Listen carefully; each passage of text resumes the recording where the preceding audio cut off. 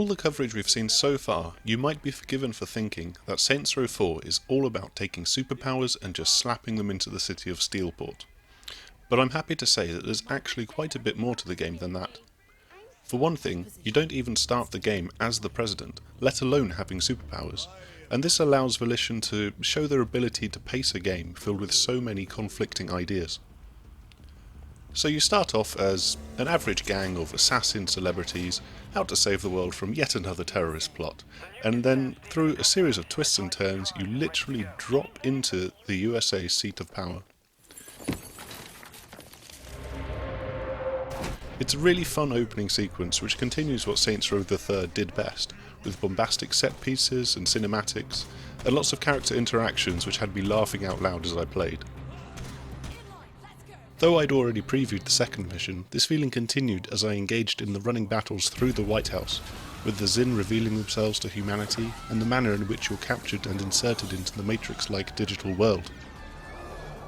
Getting to customise your character is always a big part of any Saints Row game, and where in the third you had an excellently silly zombie voice, here you get to run around with Nolan North acting as, well, Nolan North, with a handful of lovely knowing winks to the camera. Shit! Just an actor! How many of you are there?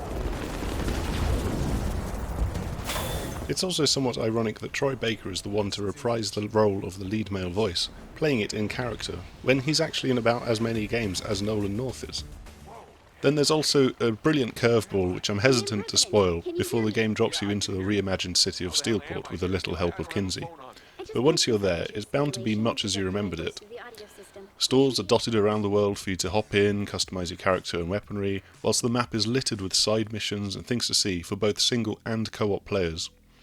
And as you're running around, you'll happen upon hundreds of glowing blue collectibles, glitches in the program which are used to unlock and boost your superpowers, so you'll want to hunt around for as many of those as you can. All of this fits into the rough template which was laid out in Saints Row the Third, and maybe this is to do with the game's roots as both DLC and a direct sequel.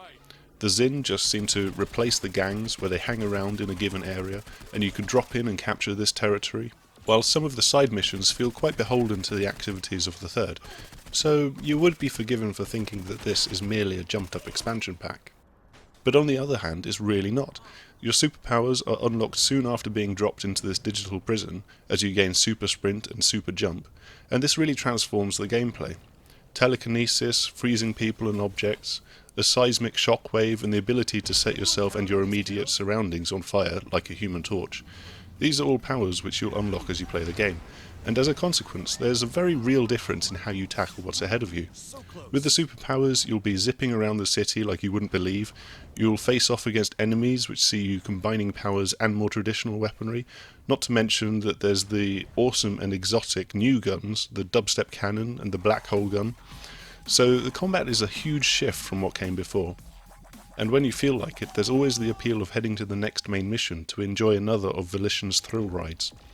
As we know from Saints Row the Third, and I feel was demonstrated by the opening missions I played, they're more than happy to completely change how the game plays, even if it's just for a few minutes.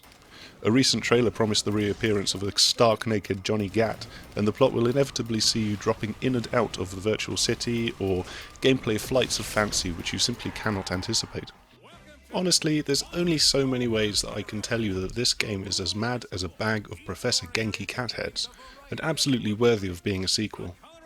I'm surely preaching to the choir, and if you've enjoyed Volition's particular brand of gibbering insanity and over-the-top set pieces in Saints Row the Third, then Saints Row 4 is absolutely for you, and you're probably already champing at the bit to get your hands on it when it hits the shelves. But if you've not played Saints Row the Third, then don't forget that it's currently part of the PlayStation Plus Instant Game Collection, so you can hop in quickly and see what all of the fuss is about ahead of the game's release in the UK and Europe on the 23rd of August, or the 20th of August for those of you in the US. I'm expecting high action and lots of flailing bodies. Makes you wish you had superpowers, doesn't it, Bobby? I'm just happy not to be stuck in a vat full of foul-smelling nutrient milk.